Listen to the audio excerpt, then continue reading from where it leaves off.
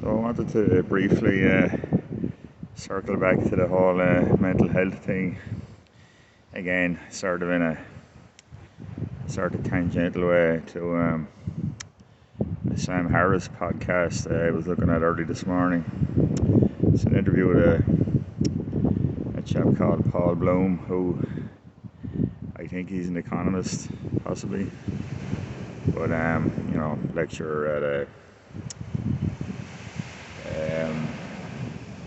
Toronto University, I think, sort of the same vintage as Jordan Peterson. So this particular podcast, the subject of it was the limits of pleasure, and it wasn't, as I said, it's tangential to mental health issues. It was talking about hedonism as a way of life, and how it's not such a good way of living your life, because there are limits to pleasure.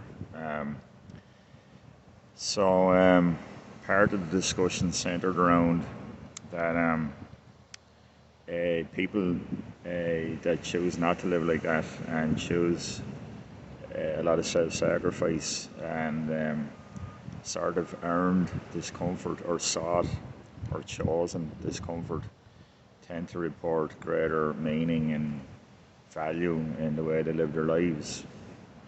Now, a counterpoint that Mr. Bloom was saying that was notified to him was I read people saying, well, with all due respect, mate, you don't live with chronic pain, for example, or you were never a rape victim or whatever, And he was conceding or acknowledging the point, but he was saying there's a vast difference between a chosen suffering and a unchosen suffering.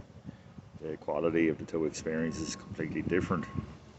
So this is where we were getting to the crux of what I was thinking about.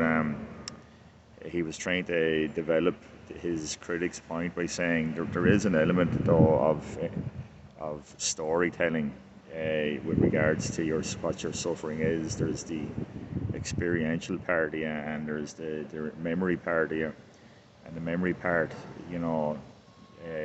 tries to tell tales or put a context on the suffering. And he was developing that point further by saying that people say that these traumatic experiences made them stronger, or gave them an insight into the human condition, or whatever it might be. And he was skeptical at that point, and he was saying that there was data, isn't there always data, that indicated that PTSD sufferers, despite any account of their experience that might say it made them a stronger person, it is given lie by the fact that they tend to actually tick a lot of boxes for being just habitually, unhappy. Now, who's to argue with data? I don't know, but I would argue, based on my own experiences, it's not a question of saying that you've become sort of a Superman because of whatever sort of trials you might have experienced.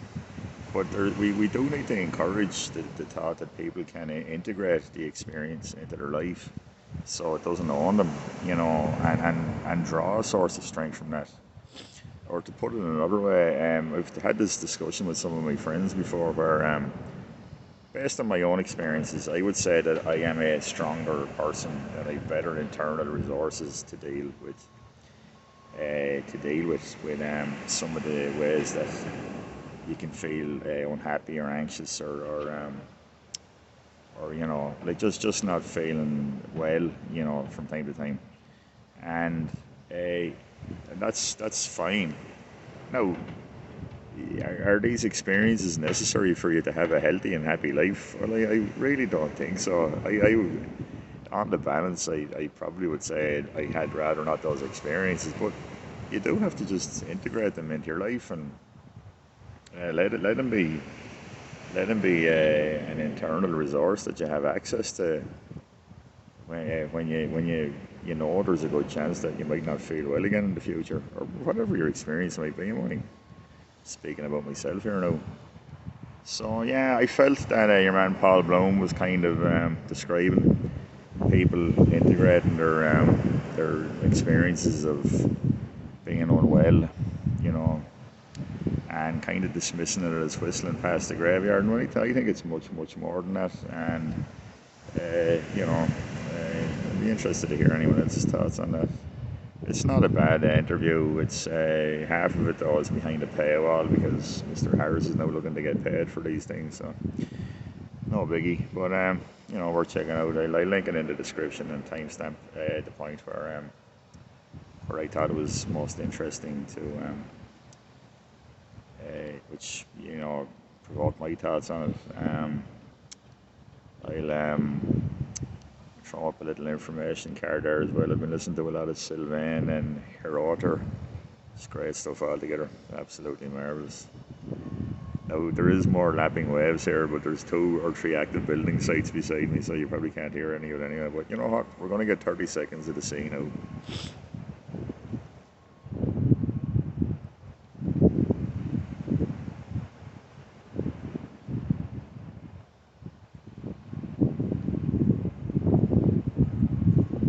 Well, maybe 20 seconds anyhow. Alright, thanks for listening.